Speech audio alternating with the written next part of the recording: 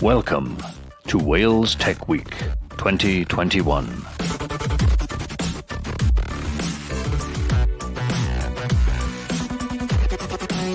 Thank you to our partners. Enjoy the session.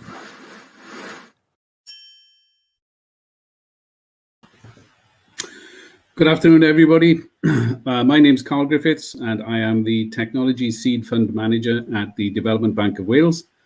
We are running a session today which is entitled Why Wales? And that's all about why companies or corporations decide to set up and stay in Wales. So I am very pleased that I have 5 panelists today, ranging from large corporations like Thales through to small, high-tech, high-growth potential companies like Spaceforge.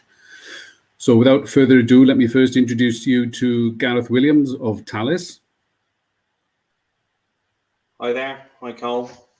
So I'm Gareth Williams. I'm the Vice President for Secure Communications and Information Systems here in the UK. And I'm responsible for our cybersecurity businesses, and that's what we'll be talking about a bit later.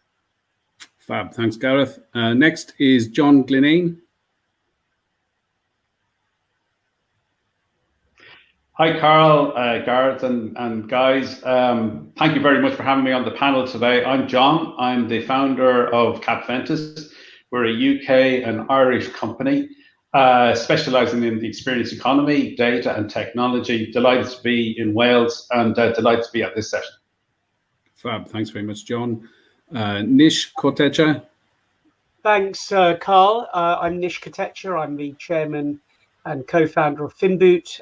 We're a technology company which brings a competitive edge to our customers through the use of blockchain technologies in their organizations, so supply chains, value chains, etc. We've recently moved to Wales. We were originally headquartered in Barcelona, and then were attracted by the UK government, the GP programme, to set up in London and now Cardiff. So very happy to be here and join the other panellists. Brilliant. Thanks, Nish. Nigel Roberts. Morning, Carl. Morning, everybody. My name is Nigel Roberts. I'm the International Commercialisation Director for iVapps. iVapps is a valve technology, a smart technology that was conceived and invented in North Wales. It's moved back to Wales with its launch due later on this year into the global market.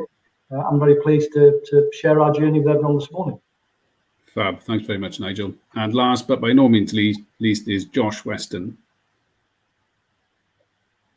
Hi there, Josh Weston, CEO and co-founder of Spaceforge. We are a space company developing the world's first returnable and reusable satellite in order to make products in space which cannot be made on Earth to solve some of the most pressing issues that our generation faces.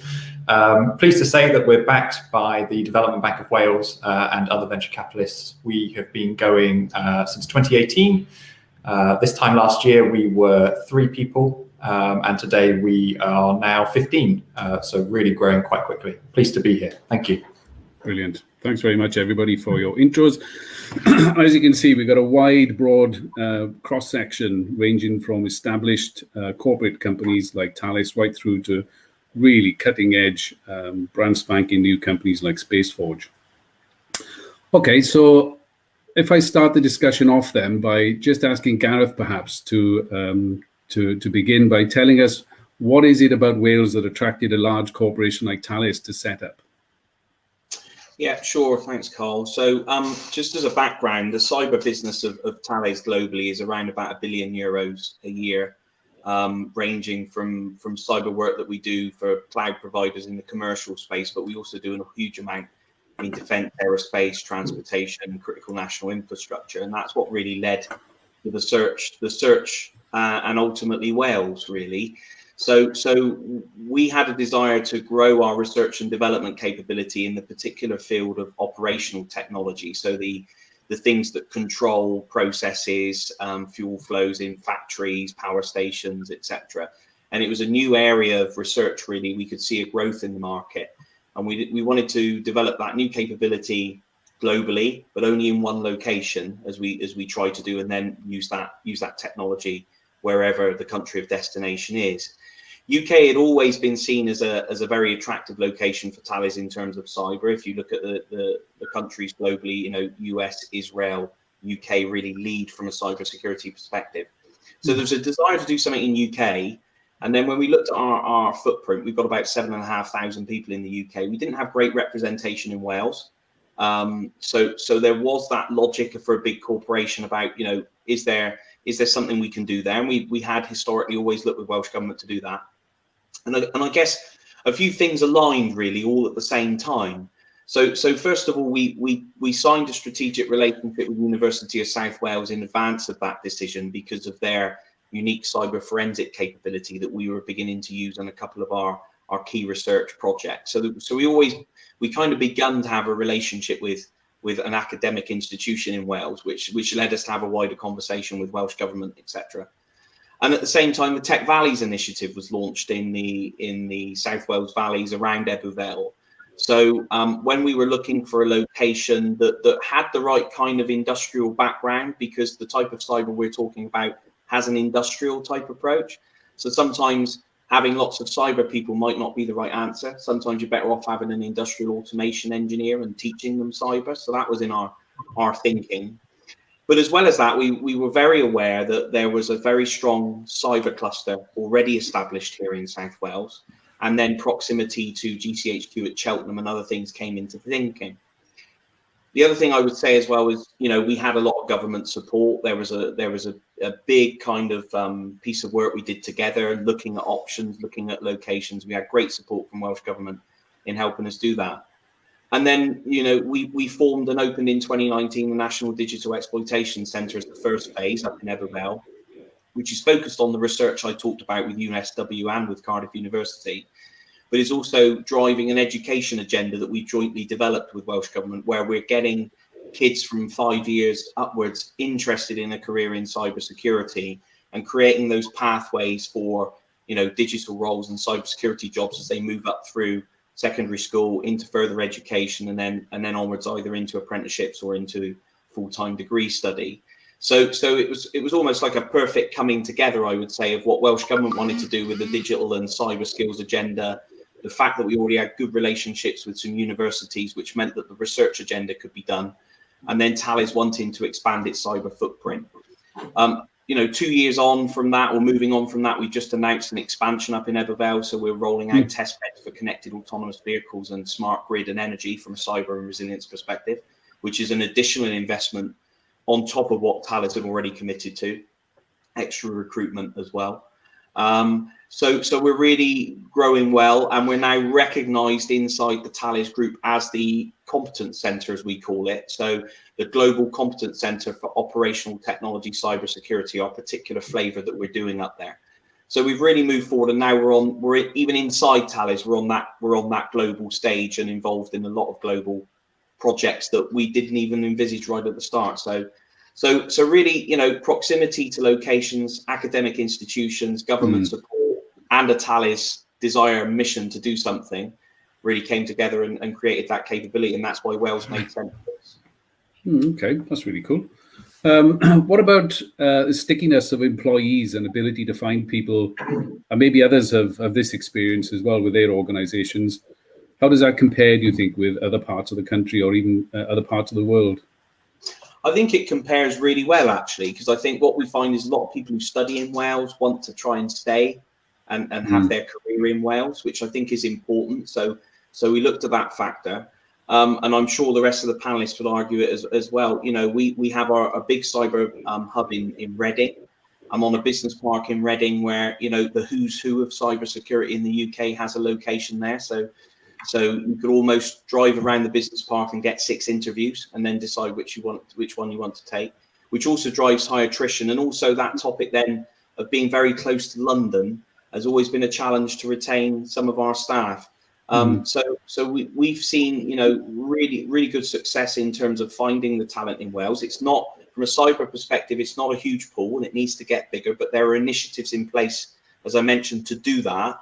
But in terms of retention of staff and quality of skills, we've been really pleased with what we've seen, and actually flipping roles from other parts of the UK into South Wales now for the first time, because we've seen such good success here. Right. I'd love to come in on that as well, if I may. Yeah. Excellent. So, I mean, being a space company, most space industries located in Southeast England and Oxfordshire. What we found being based in Wales is that we're able to offer a quality of life which you just can't access there. And so we're having candidates come to us saying, one, it's great that Wales has a high-tech space company doing the things that we're doing, but at the same time, it's great that I can clock off and I can go surfing when the day's over. And that's really filtered through the whole team. So we've had people coming to us, grew up in Wales, studied at Cardiff, and have gone all around the world to fulfill their career in space, and are now coming back to join us. And that's been incredible. I mean, we had 180 applicants for one internship position, and the candidates were so high quality that we ended up hiring 3 just for the summer because they were so impeccable. And I've just not seen that anywhere else throughout the rest of my career. That's really good to know. Really good to hear. So from the perspective of an SME, then, so we've listened to the perspective of a large corporation coming in. From the perspective of an SME moving to Wales, Nish, maybe you could tell us a little bit about what it is that attracted you from sunny Barcelona up to often not quite so sunny Wales. Well, we haven't completely left Barcelona because it's near a beach. So unless you can guarantee better weather in Wales, we're unlikely to move the entire workforce over. But we've all bought big umbrellas. Look, for us, it was a very interesting choice because we were looking to build make a substantial investment in the UK, and this has accelerated partly as a result of Brexit. And over time, Brexit means that we are going to have different types of barriers in dealing with a European base. Also, we wanted to find the location in the UK that allowed us to communicate and work with mainly English-speaking clients globally. So UK market is very attractive for us, for US market also. And we see our base in the UK being that next stepping stone. Why Wales? Capital, talent, but I put a question mark on that, and I'll come on to that in a second. And also, as Gareth has alluded to, and Josh, this opportunity for the global Welsh, if you want to call it that, coming back to Wales with the benefit of their experiences and wanting to find a better quality of life. And COVID has all driven us to look for a better work-life balance, working from home becoming the norm. Now, we are finding talent in Wales, but I have to say it's not at the price point that we initially expected. And that's partly as a result of COVID, where for example, software engineers, which is a core part of what we're looking for, are seeking to price themselves into the London category because they can deliver their services irrespective of where they're located. And so we do hope that will normalize, because otherwise one of the key objectives is moving to Wales and the arbitrage between what we would pay in a hub like London versus Cardiff is going to be eroded. But we do find so far, and we're at an early stage, good people, honest people, very important, people you can trust, because you need them to work remotely, you need them to work on their own, you need to work with that framework of kind of self-starting in mind. But the price point also needs to be attractive. Yeah, I think we're seeing that in the development bank across our portfolio of companies, especially software-oriented companies. We are beginning to see that pressure coming on salaries. I think COVID has pushed the agenda in lots of spaces, and one of them is definitely in salary expectations from software people. Yeah. Nigel and John, do you have any views in this space? Sure. I'd certainly add to that. I think in the last year and a half, we found out that, you know, what we used to think was important was to be located near our customers. You know, that's the driver for the business location. We found out, thankfully, maybe forcing us by COVID, that that's actually the last requirement. Our customers don't care where we are, and we actually don't need to be near them. Instead, it was to an added advantage. So we moved from London to North Wales. I think we're one of the few people north of the Brecon Beacons, not to mind north of Snowdonia.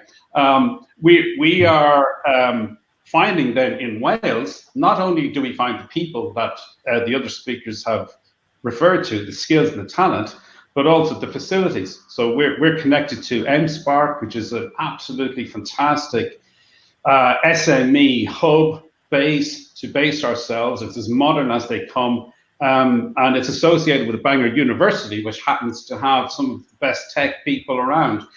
So all of these things combined are really, really good reasons for us to be there.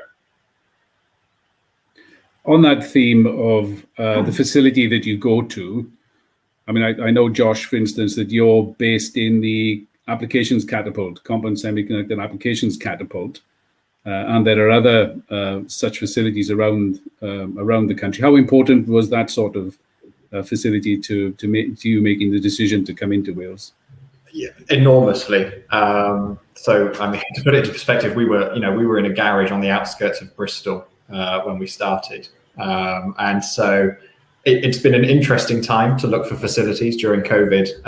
But establishing HQ within that semiconductor cluster and the catapult has been so beneficial in having access to future supply chains, all the way through to potential customers and end users of the kind of systems that we're developing and producing. So where I'm speaking to you from right now is because of COVID, the semiconductor catapult hasn't been able to offer us the incubation space that we'd hoped for. So we have just committed to a new 7,500 square foot, essentially a satellite manufacturing facility in Cardiff. I'm speaking to you from what is essentially the cupboard under the stairs right now, but most of it, I'm surrounded by work people on all sides, literally building our clean room and our electronics lab right now. And I think if we were anywhere else, I just don't think we would have been able to accomplish it in the way that we have done. And the support of the Welsh Government and the semiconductor catapult have been key in enabling that.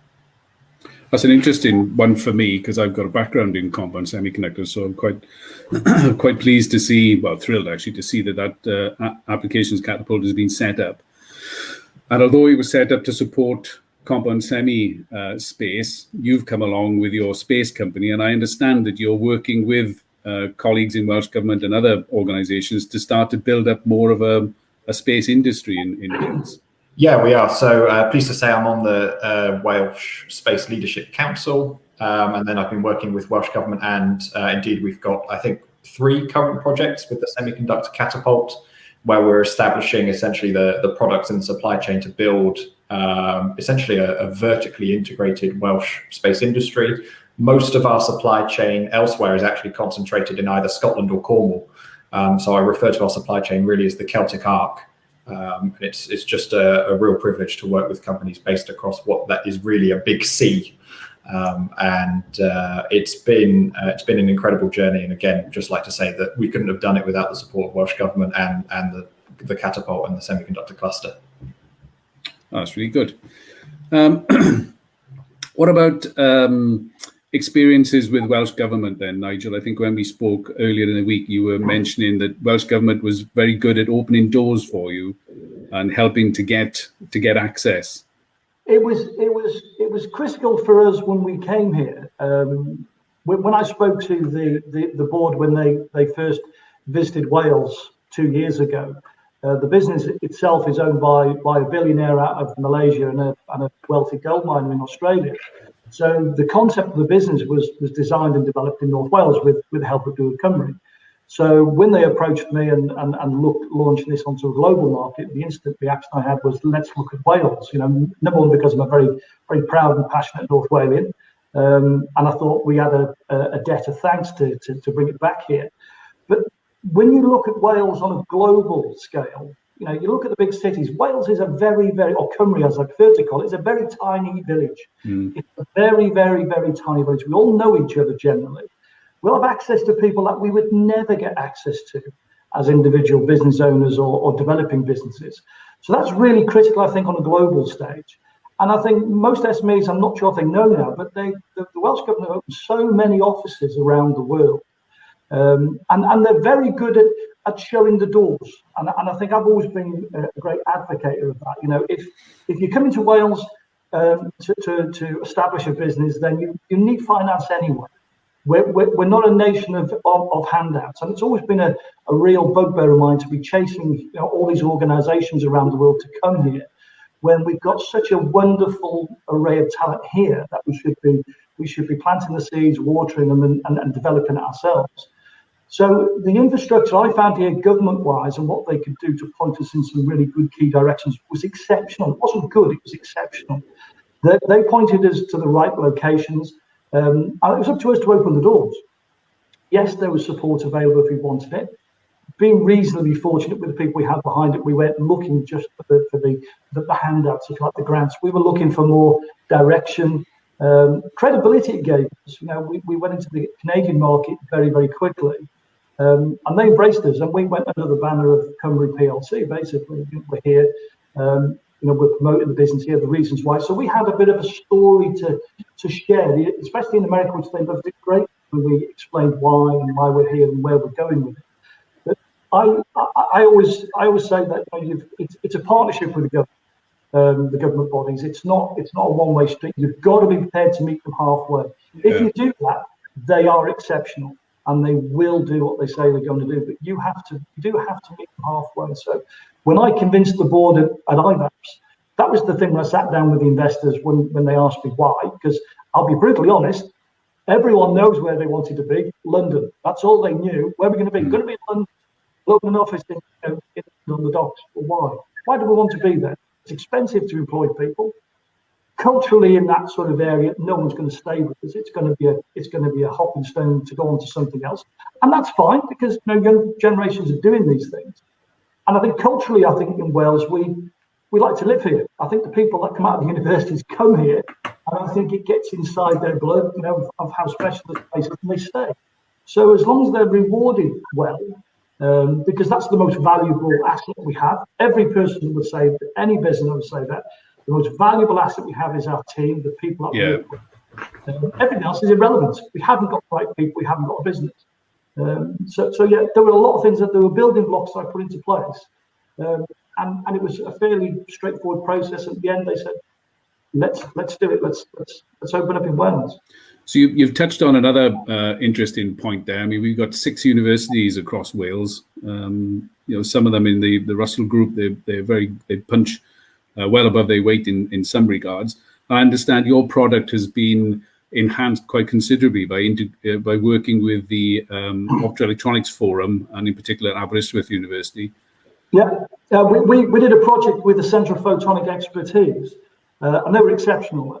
It came out, I did a presentation in Europe, and I ended up speaking to the CTO from Amazon in San Francisco, and he was very, very, very supportive. It's been a wonderful, I said to you before, Carl, the last 12 months, it's been very tragic, but also work-wise, the biggest opportunities to engage with people at senior level around the world, because everyone's under the computer screen. And one of the things he gave me a heads up on was the concern of plastics in water. Everyone's drinking plastic in water. They may be microns in size, but plastics in all drinking water. And in California, or especially the west coast of the States, they're really anti this sort of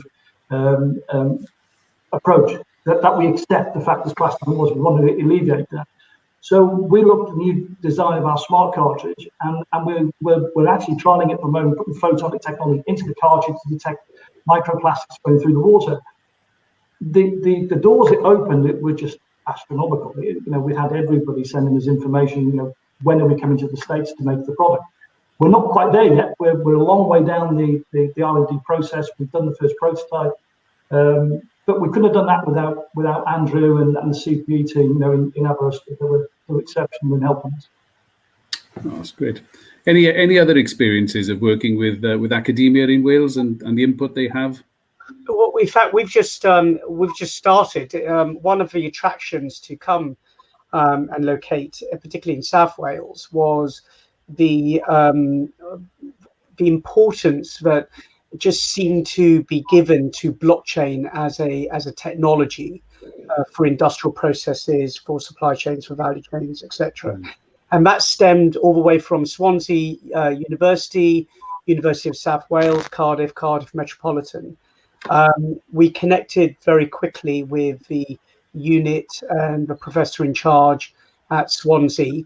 And one of the attractions, which we hope, as someone said earlier, we want to give and receive, which is to create the kind of talent from the undergraduate level upwards. So we can be a point of, we can be an employer, but we can be an employer of candidates who are being groomed in the technology, and we can hopefully provide real world access to that technology being implemented in real world solutions from their undergraduate or graduate courses. That's what would attract us and make sure that we stay for the long term. Because as everyone said, I mean, in technology, whether you're in hardware or you're in software, we're in software, it's all about people, and it's all about that IP that we are creating and selling globally. What will force us to leave is lack of that talent, or that talent moves. And that was one of our concerns of locating in a competitive hotbed such as London. Yeah, interesting. When I look back at the history of things like the Compound Semi Applications Catapult, and in the past I've worked very closely with organizations like IQE, it was clear to me that having an anchor company of that caliber in Wales was very instrumental to creating the Applications Catapult and the whole infrastructure around it, to bring in people in. Gareth, what's your view really on how important it is to have key people already in the country who sort of act as a magnet for bringing talent and bringing companies in? I think it's very important, and I think it's so we're obviously the anchor company in the Tech Valley's mission now, and I think that works both ways. So I think in terms of us attracting organisations and talking to organisations that want to come to Wales, and we've done that quite a lot. It adds a bit of kudos and credibility. So naturally, as you'd imagine, we've got supply chain, we've got partners, we've put our test facilities for certain things in Tech Valleys. Yeah. So we're always constantly saying, you should come take a look. This is where we're going to be. This is where this is going to happen. And then that unique partnership you've got then to be able to introduce them to Welsh government and then have their kind of separate conversation about what's right for them and what makes sense for them, I think is really important. So I think it does add a huge credibility to it, but we've got to remember then that as the panel was saying, it's a two-way thing. So we work together on that quite a lot, where either Welsh government are introducing SMEs right up to big corporates to us to talk about that, both in the context of what Tech Valleys could do for them, but also can we work together, and we do exactly the same, and it works well.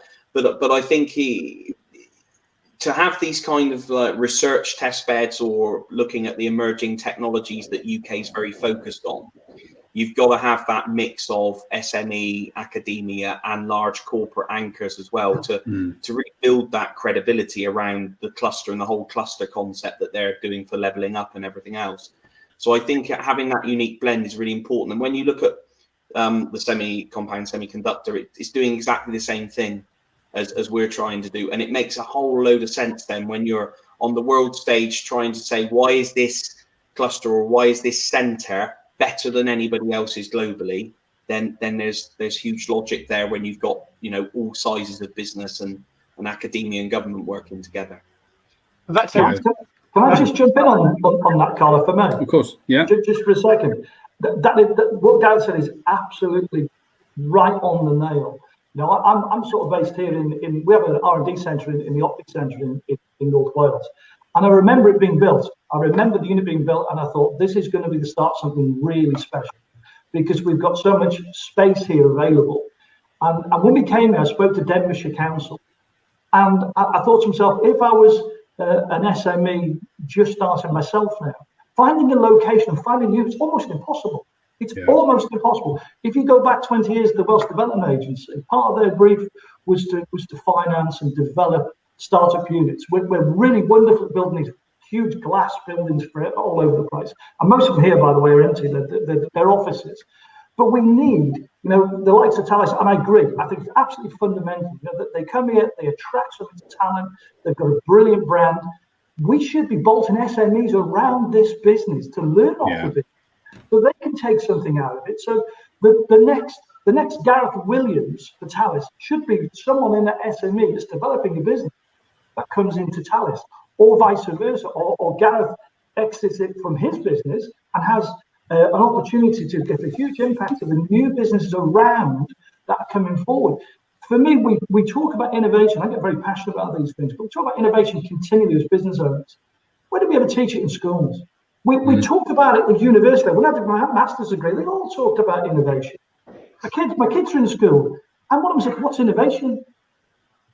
Oh, what do you mean? But the responsibility has got to come from business owners to the academia. And as I said before this, when I worked in Germany, their bond in Germany is so much tighter than ours in the UK.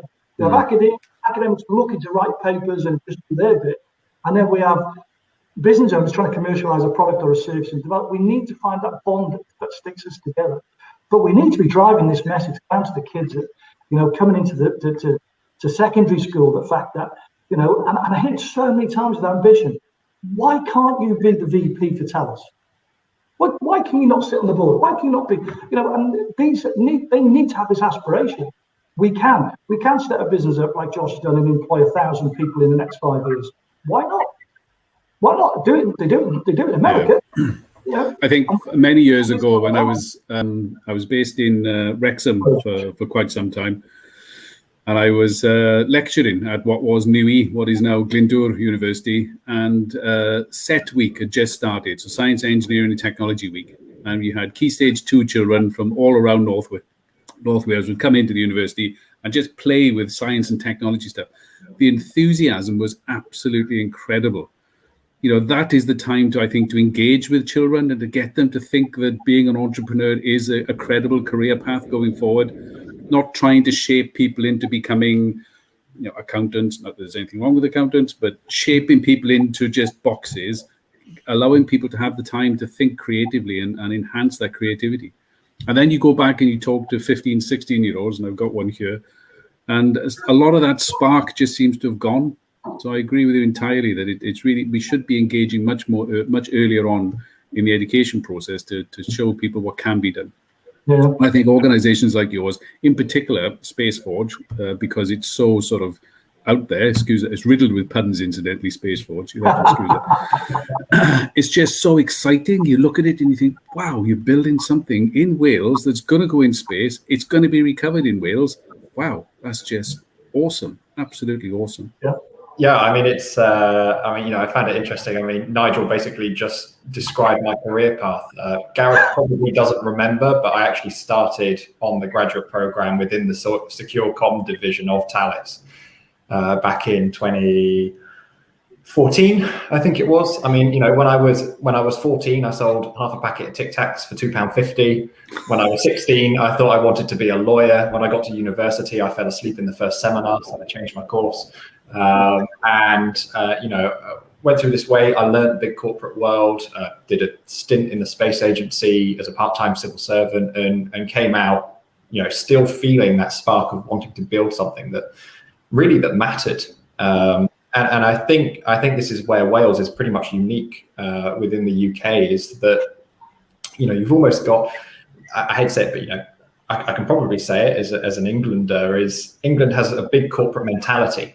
And sometimes it's too slow to move, and it tries to encourage winners in, and as probably many of the people around this table, getting engagements with government is almost impossible. But in Wales, we think like an SME. So there's a flexibility with the government. There are access points and doors that are they're already wide open for you to push on to engage with those people.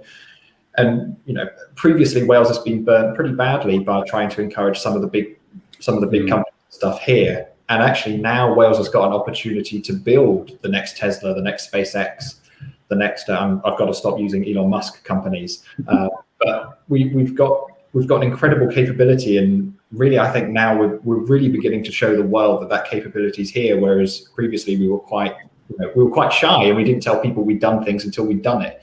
Now I think we're telling a different story. Let me come in on that, because that's quite interesting. One of the concerns we had before we took the decision at the board to come to Wales and locate is it's very hardware centric. Your universities, your I guess role models are companies like SpaceForge or IQE, which has been a poster child for many years. And our concern was, is that where the support is going to be given? Right? Yet software is more mobile, right? We don't need that big facility. We just need talent and a laptop and a great internet connection that's reliable, right? And that's where we were concerned as to whether we would achieve not only the same focus and interest of the Welsh government, but the same focus and interest of potential candidates. You're touching on an interesting point there. So far we've spoken about reasons why you would come to Wales, and by definition, I suppose those are predominantly positive. What if we now start to think about what are the opportunities for Wales PLC to attract more companies in? So what could Wales stop, start, continue doing? And one of the first things I think we spoke about when we discussed this in the week was just the need for better communications infrastructure and the need for better physical as well as broadband infrastructure. John, maybe you want to pick up on that point? Yeah, absolutely. In fact, it's interesting. Josh mentions Elon Musk, but there's certainly amazing developments going on in the world today with respect to delivering internet broadband capability. We can buy it today, maybe grant it to people tomorrow, and that is available today for anybody, regardless of where we actually live. Also, I think, aspiration is one thing, but being tangible about it is something different. And I'd go back to the university having the talent, which has the entrepreneurial innovation, ambition, and the university that then creates the business park straight away available for the businesses to come in, connect to the people, with the infrastructure in place. That's seriously good. And I think, more of that is very, very welcome. And I think the next thing is we talk about SME, very interested to hear the Thales, the large corporate moving in and creating space. I think we in SME land have very big ambitions. We think we're at the forefront of what we're doing. I think everybody else in this panel is extraordinary what we are doing. There's no reason why we can't expand that, where we are now and not have to move somewhere else. So again, it's very welcome that, whatever success we breed, that we're getting the support in the community, in government, financially, to then, go to the next level. And what about physical infrastructure? I mean, Wales geographically is not an easy country to get around. When you consider it takes you, 4 to 5 hours to get from north to south, and in that time you could be in, I don't know, if you jumped on a plane in Cardiff, you could be in Paris or some other foreign country. It's geographically, it's hard. Yeah, but it depends it depends on the business, doesn't it? At the end of the day, is the business a hub on a global stage, or are you just trading within Wales? If you're an SME, you're just trading within Wales, it is difficult, or within the UK. But if you're looking out on a bigger scale, then I think everyone agrees. We're all working remote these days. There's less people traveling around than there has been for generations. So again, that depends on your business. If you're here to manufacture and ship around the world, then it's as good as any other country. If not better in cases, because you do have access to people at very high up levels if you have a problem, if there are issues. And I think one of the things we've missed as well is with the Welsh government having such strong bond and being so proactive around the world, opening these regional offices, talking to regional, like the Basque countries and stuff like that. they are opening doors quite aggressively. I think the only thing I would argue is they don't make enough song and dance about it and shout it from the rooftops, because I think as our culture doesn't allow us to do that, we tend to hide those sort of things. But the amount of offices that they've got, I think, is it 47 now? They've got regional offices around the world, business offices. So we've got access to all of those places as well, and direct access through the government. And we all know that, as Josh said, the doors are open. You just need to push through and go and talk to them. Yeah, I think that's an important point. I think yourself, Nigel, and me are probably the only native Welshmen, although I notice Josh keeps saying we when he speaks to Wales. It'll be a hell of a long time yet, Josh, before you're classed as a Welshman. But I think there is a cultural point that we have to overcome. It's not if it's cultural, it can't be a problem. It's just a thing. And we very much tend to be quite reserved as a nation. We tend to be understated. We don't beat our drum or get ourselves out there known better than other nations do, perhaps. And maybe we need to just be a bit more aggressive, really, when it comes to promoting Wales overseas. So I guess let me come in on that, just on a very interesting anecdote. When we started looking for talent, and in fact through Development Bank, who are one of our investors, they connected us into the kind of CEO ecosystem of some of your portfolio companies. And it's very interesting. One CEO, remained nameless, said, engineering talent, software development, fantastic. Business development, challenging. The Welsh culture may be the hindrance because they're just not hungry. And that really scared me, to be fair. I hope we've made some fantastic hires, and I hope we can prove him wrong. But if that's the culture, and it goes back to a comment Nigel made, do you want to live, work, and sell the product in a Welsh community? No, we want Wales to be our global base. All right, and that's what's got to change. And so when we talk about infrastructure, I'm looking at infrastructure as Wales being not only our head office, but our hub, right? So how do my colleagues get here? How do they get to the Cardiff office quickly, easily? And there are still real limitations, even if we're located in Cardiff. I mean, I'll just give you the cost of a train journey from London to Cardiff as one basic example. Yeah. I just thought, like echo Nish's point there, really. I think even in post-COVID kind of world, yes, there'll be a lot more remote working, but we are going to end up with this hybrid working type concept where people are going to have to come in, do 1-2 days of a collaborative session or whatever, and then come out. And I think, as Nish's point, it's still, where we are in Ebervale, it's still quite difficult to get yourself to Ebervale. Then when you're there, you just got to think about the infrastructure that you need, the hotels, the taxis, the things that people are used to in these other locations.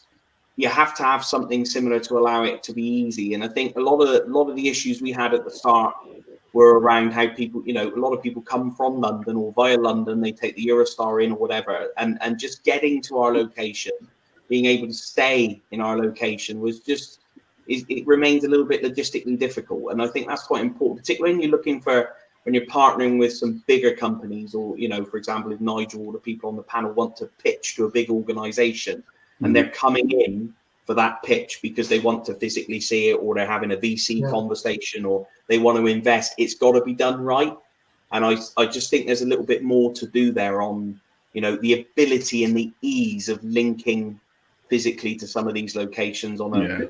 Yeah. To be honest, Gareth, I actually said the same to Carl prior to this meet when I was doing a lot of work down in South Wales. I was quite shocked the difference between north and south with I'm not being disrespectfully, but standard of location and accommodation for certain key people, around the Pontypridd there and stuff like that, and finding the calibre of, I know what you're thinking. You're bringing someone in from the States, or someone flies in and they come from London and they're going to stay in Pontypridd. It's a culture shock beyond belief. Because you're not going to find a 5-star hotel readily on your doorstep. The only thing I'd push back with, and I think we have to be extremely careful as a nation, is Wales is a country that is predominantly has been an agricultural country. So we've sort of grown up with that. We don't have the huge infrastructure, roads and everything else. And I think we have to ask ourselves, do we really want them? Do we want a 3-lane motorway going to Aberystwyth? I would say no. I know we need some sort of infrastructure and need to look at it differently. But at the end of the day, it's what's attracted people to be here is what's here. It's the area. It's extremely beautiful place, part of the world to live.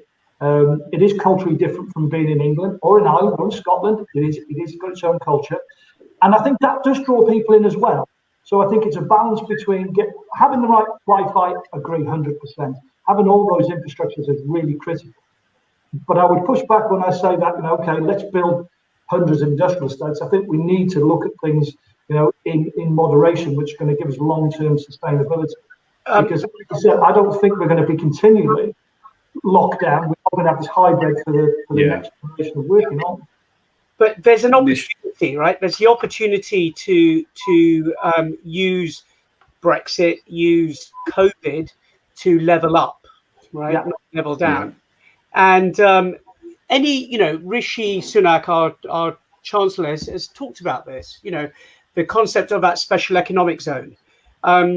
Britain now has an opportunity to use tax support to attract people to certain zones.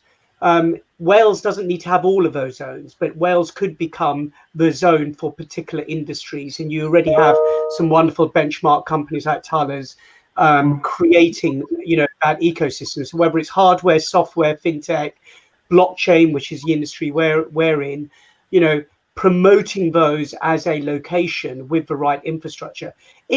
We can't afford to come in and create that infrastructure. But we can afford to be part of it, providing we're getting the right support at government and local levels.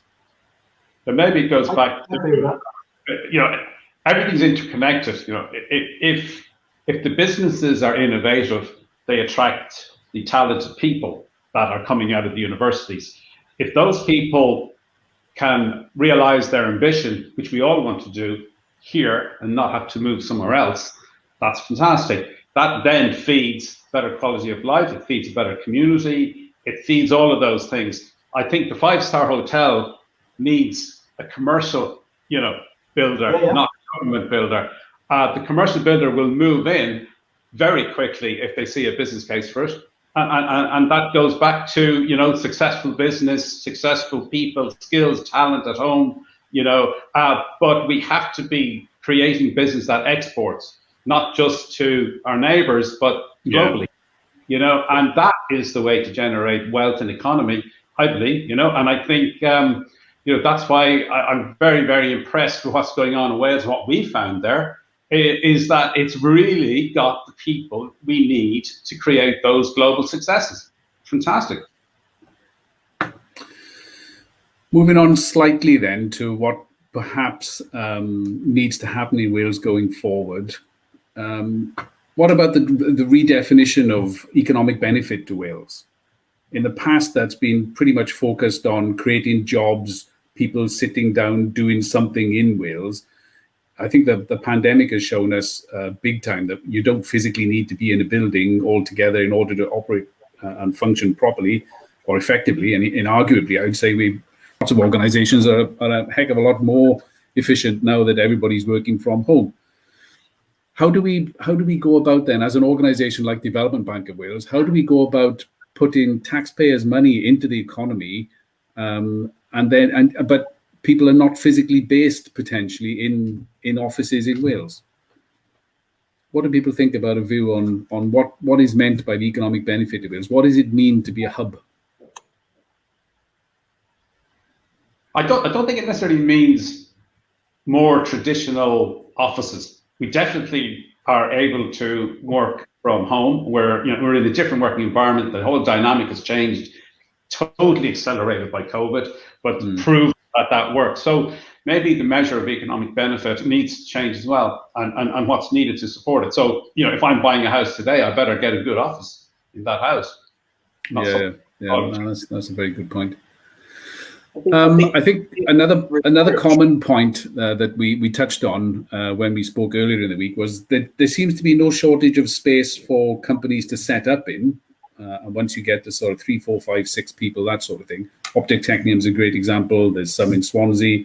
There's some great facilities in Cardiff, like Tramshed Tech and the Malt House and the like. What happens when your company gets to a certain size, 12, 20, 30 people, and it needs to grow beyond that? But again, it's 10, 20, 30 people who are potentially working 2 days a week from that location, right? So, if the office for tomorrow is the hot desk environment, so 20, 30 becomes 60 because you're in effect doing 2 or 3 days. It's completely, from what we looked at, and we looked at offices in that space with our growth plans, they're available. And in fact, we found the opportunity of moving into space that was being, repurposed. All right.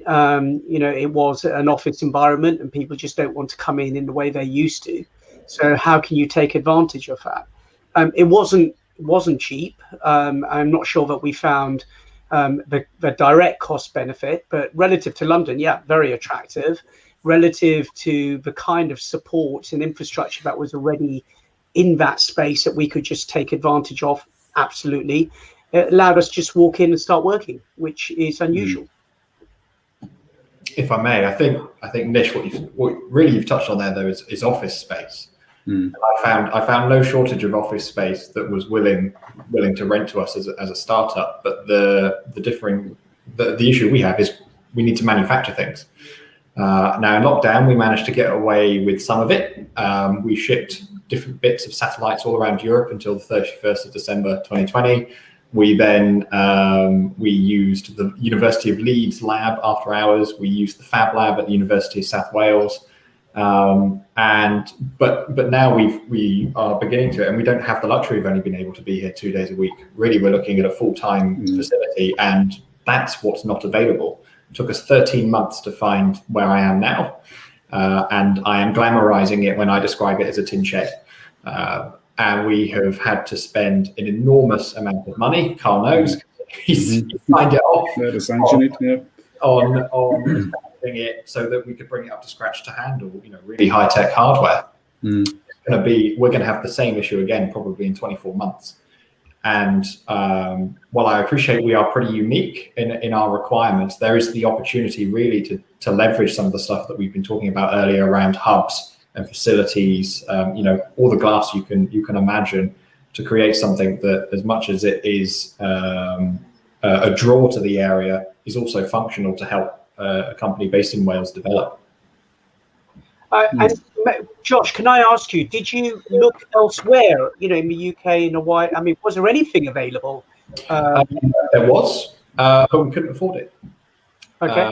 This was really one of the original reasons why we moved to Wales in the first place. Was it, half an hour really between Bristol and Cardiff, but by moving to originally moving to Newport, we trebled our runway just in the reduction in cost of facilities.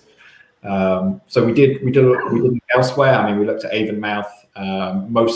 There's a huge space cluster in Oxfordshire. Couldn't afford it, and elsewhere, just because what we're doing is pretty out there even for the space industry. So even the space scale-up facilities that are available really don't allow us to manufacture satellites at the scale and size that we needed. And so what we've taken over is a facility that used to make like burger vans. So it had good power infrastructure and good space, but we've had to really give it a spruce up to be able to build satellites here instead of coffee machines. So the first burger van in space, then, is it? I would buy one from that. I think for me, it's just about having those variations on space. We talked about hybrid working, smart working. People are still going to want to cluster for collaboration purposes. Getting round a table, having certain discussions, crafting, developing new ideas. So I think we just need to repurpose and just be cognizant of what's happening in the trend. The other thing we see is a little bit like what Josh said, where our engineers and the kind of R&D development cycle is much closer to manufacturing than it used to be, to allow that kind of agile development, particularly in the early kind of stages of low rate initial production and things. So I think it's just about taking what we've all learned through the pandemic, it's just accelerated that whole concept, isn't it, of why you want to be in an office or a location and why you can do something at home, and probably just repurposing some of the assets that are already here in Wales. I found that to be a common problem in the two companies that I set up, and when I worked at BICC Cables up in North Wales for a long time. The accessibility of pilot scale manufacture was very, very limited. You could get in the lab, you could make things, you could prove the concept, but that important piece of work that needs to go from making tens of things to making thousands of things tended to be missing. Very, very difficult, very difficult space to plug. So again, for me, it is a lot of work that I think Welsh Government needs to be thinking about in terms of follow-on space. We've done well in creating SME space, but I think we need to think about follow-on space and quality follow-on space. You're all well-traveled gentlemen, you've been around the world.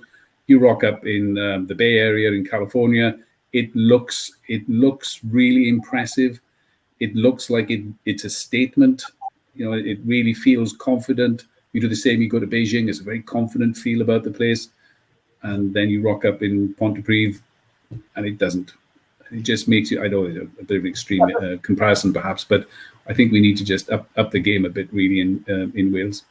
Well, I think the examples of how we want to live are sorry, Nish, go ahead. No, so I was just going to say that the examples you said, California and all these other exotic places, the examples of how, let's say, the employee experience is enhanced around the world is there to see. So we can just adopt that, you know, you know, there should be no reason why any place we locate, whether it's Wales or anywhere else, needs to play second fiddle. Yeah. And you're finding in the Valley, you know, that even companies who are well-funded and innovative are being priced out. Okay, so you know we have an opportunity here to create that ecosystem, but you've got to develop at both sides. You know, so we're talking about offices, we're talking about manufacturing capacity, we're talking about people, and you know maybe we're also inferring graduates and you know the younger group coming through our organizations.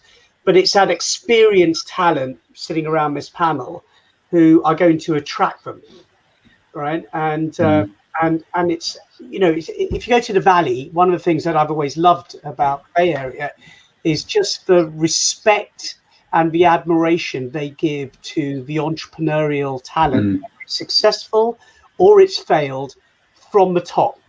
A 70-year-old will have the same, in fact, more gravitas than a 30-year-old, right? And they've gone around the houses and they may never have been successful, but they've had a go. And that in itself is part of the entrepreneurial culture. But not only do we lack, you know, in Wales, but we lack in the UK. And I hope that we're trying to change it, right? Yeah, that is a really excellent point, that is. That we do lack that entrepreneur. You know, people are just frightened of failing. You know, and I'm just looking here where we are at the Optic Building. It's similar now in the M-Spark on Anglesey. Anglesey at the moment are in small, especially around the M-Spark, have got an opportunity now. But it could end up being exactly the same as the Optic Centre here. You know, we used to have the Welsh Optical Forum, and it was absolutely rocking. There was 300 people all joined up to it. They were all engaged. But we never fed the beast. We did not water the new talent to come through. So what happens? We all get older, it all starts to dwindle away, and it starts to fall away. You know, so the root of the problem is it's not just spending the money to build these things. If we build them, people will come. That's that saying, isn't it? If we build it, it's really cool. People will be there. But if we're not watering the seeds behind it, if we're not bringing the people up to come with an entrepreneurial fair, say, look, it's okay to fail. Have a go. Open a business. Give it a go. If you fail it, there's no bad thing. You know, millionaires and billionaires around the world, I'm sure they've had several businesses that have failed. They've got the magic touch on the one. So for me, you know, that's the missed opportunity we've had here in St. House, and I'm hoping to change. They've got an opportunity in Anglesey, and I hope they grasp it now. where they do develop that and they start bringing things in and they expand it rather than saying, sorry, we've got no space. I know a company that wanted to go there quite recently. That's product is the global market, and they were told we've got no space for it. And when can we have something? Oh, we don't know. We're full now. Their job's done. Well, no, the job has just started because we want to build on this, and we want this entrepreneurial outlook in the world. We go out, we can grasp the opportunities. That was a very good point, Nish. I think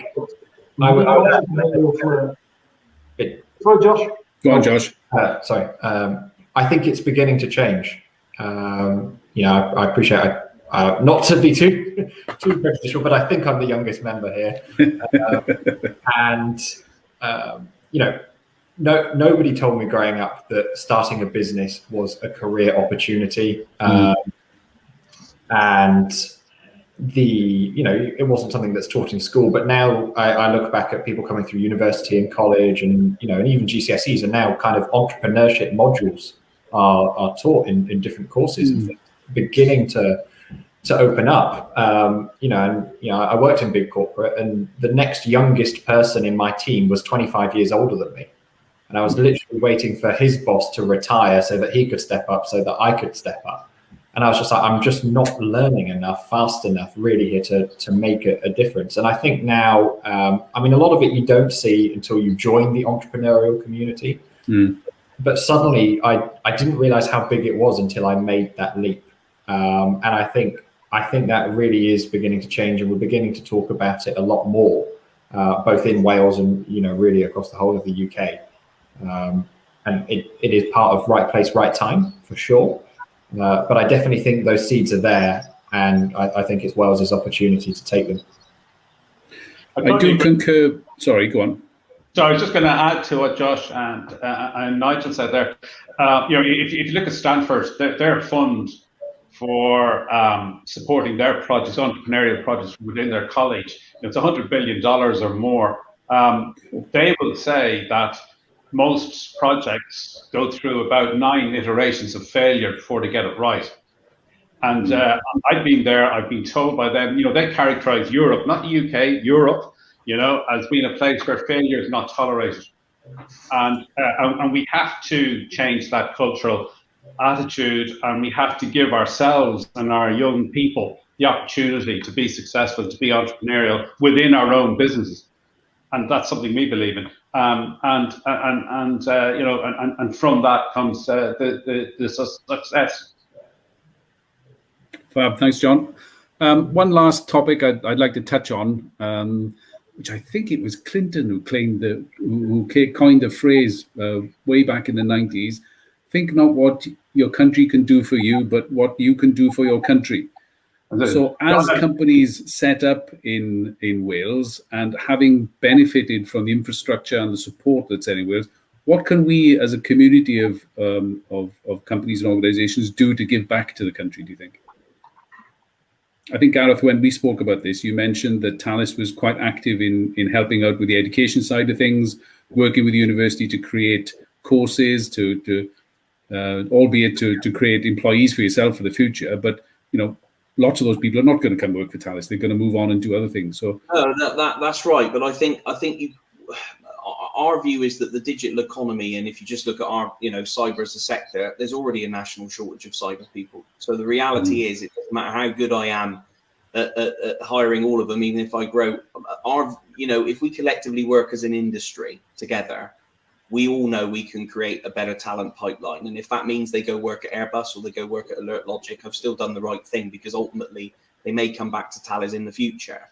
I think the challenge that we've tried to attack with our mission here is enough kids don't see digital. They certainly don't see cyber as a career that's attainable or even a possibility for them. Particularly in certain areas of Wales, like where we are. So we get in at 5 years old, and we start with University of South Wales programme.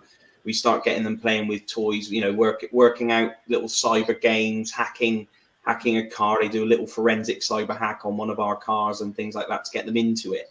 And then what we're doing now is launching cyber clubs at secondary school. And then they go to something called Cyber College Cymru, which is in its first year of pilot. We're doing it with Coleg Gwent and Bridgend College. and we've got 2 other industrial partners in Admiral Insurance Group and Fujitsu, and we go in and we actually run programs inside the colleges on certain technologies and skills. So, you know, we do immersive labs, for example. Admiral teach them how to become Microsoft Cloud kind of accredited security users and things. Yeah. And the whole syllabus of their BTEC and everything is built around the skills that they need to become a cybersecurity professional, ultimately, in the future, if that's what they want to do. And then they've got a choice then. They can either go and do an apprenticeship, or they can you know, go on to the National Cybersecurity Academy at USW in Newport or Cardiff. But what we found is when we went into the schools, it's been an experience for us, right? Because if you're over in Reading and you go to one of the schools in Reading, you know, and there's just a different level of support, and we have to remember that there's quite a lot to do. And as a big company, we came in and threw our entire normal STEM toolkit at this thing, and none of it worked, because actually, you know, the motivations are different. It's not even STEM is not even a topic in some of those locations anymore. But we've seen great response to that, and we've seen great industrial partnerships, and we're bringing other cyber companies into that cycle, because we kind of all believe that you know, we've got to do it, otherwise the industry doesn't have enough professionals in general. And I'm sure the guys on the panel feel the same. You know, if Josh trains somebody up in a certain capability and they go work for John, that's good for Wales, it's good for our industries. Mm. I guess, Josh, your organisation and the potential that it brings to Wales is a clear one, where you can give an awful lot back to the Principality. Apprenticeships and learning and education in the space industry will stand you in good stead for an awful lot of other career options. Yeah, absolutely. I mean, you know, we've got engineers here that have worked on synthesizers, prosthetic robotic arms, automotive, you know, high-end F1 cars, all the way through to kind of, you know, aircraft and everything else. And, you know, we're all here at Spaceport because we believe in doing something bigger than ourselves. But really, I think what anybody here, you know, quite frankly, all of us here, we do pretty cool stuff. And I think really the thing that we give back the most is a reason to stay. And I think, you know, it's been spoken about a lot around, you know, kind of brain drain from Wales. It's been the same from, you know, the Highlands of Scotland to the Land's End in Cornwall. And I think now, actually, again, we're shifting that story and changing that narrative and giving people a reason to come back or a reason to stay, and they can still get everything they wanted to out of their career and that work balance. And I think that's an incredible thing. Yeah, no, I agree with all of that. I think, let me just make a last comment. It's quite simple, right? What can we give back to Wales as a Welsh headquartered company to be successful? Because that's what will make us the magnet. You know, and that entire, if government helps us, we get support, we get capital, we get people, we get all the other things we've discussed on this panel. It's our success that everyone's going to want, and we're going to need to deliver back.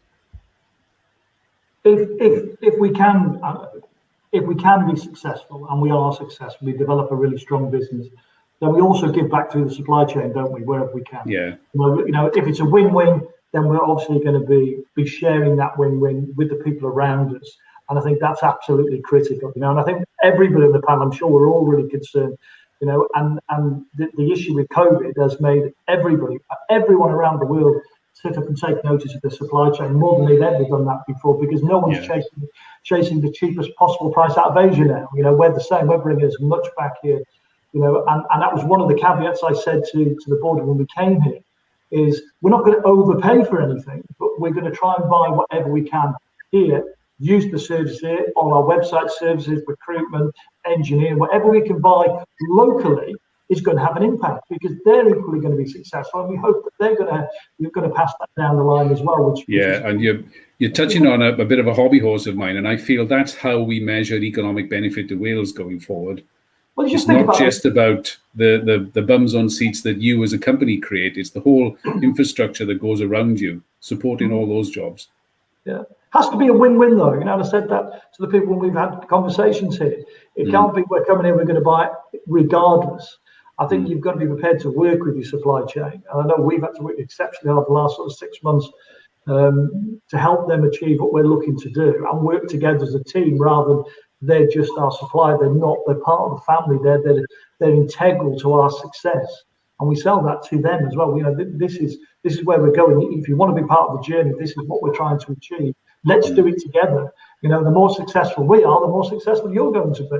You know, so I think it's the old adage of trying to buy it locally, and it seems a bit of an old-fashioned statement, but I think it's probably one of the most modern statements we're going to hear from lots of countries now, because they're dragging their supply chain back as close to them as they can, and having better control of what they're going to do. But I think Nish is 100% right. Again, is if we're successful, we're going to share that success with people around us as much as we possibly can.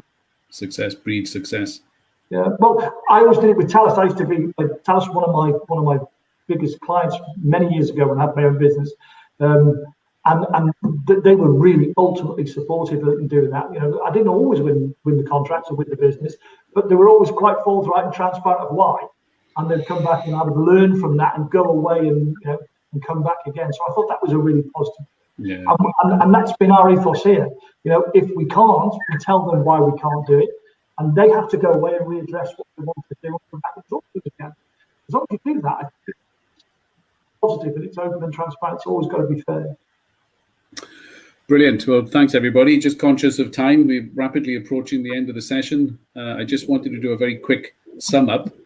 First of all, I've had a couple of comments actually come through from Carwyn Edwards, who's agreeing violently about the need for skills and talent pool to be available within Wales, and the need for skilling people up, and possibly need to look at that as an infrastructure resource as well as physical infrastructure. That's an interesting point. Certainly a strategic move, I guess, from the university's point of view to make sure that they are relevant to the companies that are coming in. One last observation, a point that we haven't touched on that we discussed in the past, was just the speed of decision making within the Principality.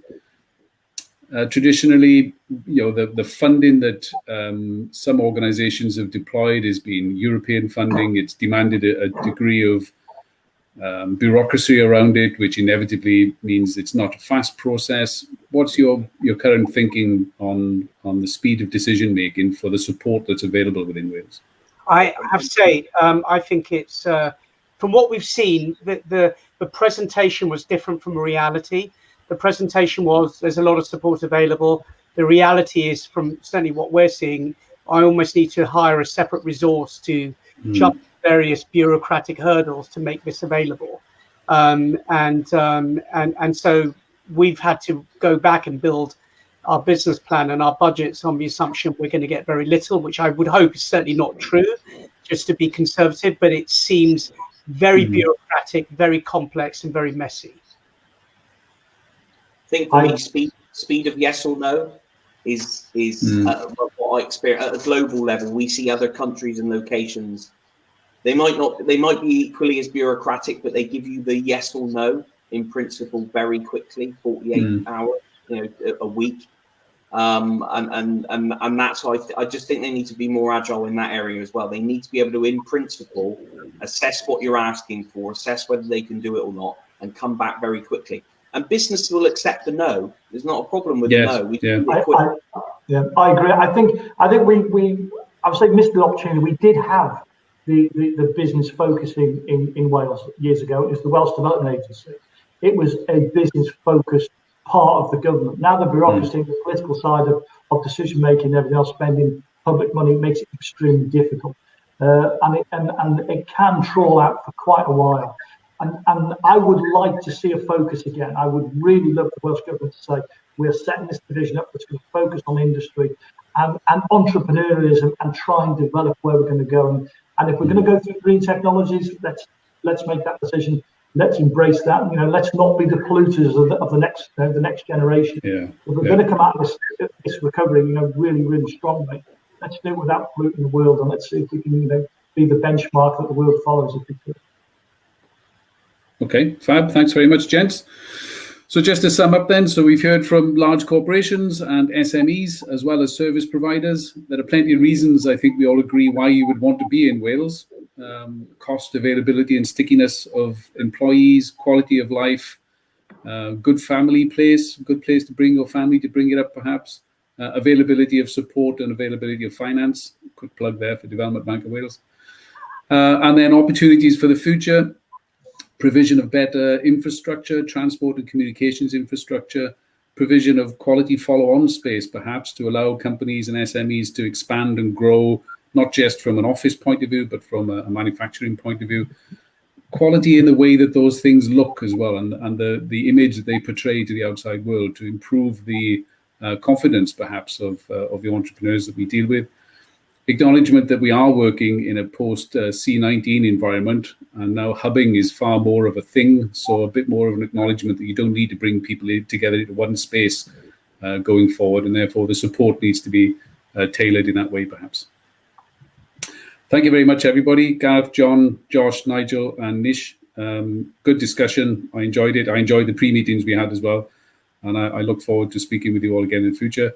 Thanks very much to the organisers for putting on the event. Another very successful week, and we are pleased and privileged to have been contributors to it. So thank you very much, everybody. Thank you, Carl. Thank you, everybody. Nice to meet everybody. Thank you. Take care. Carl, Good thank luck you. for the business.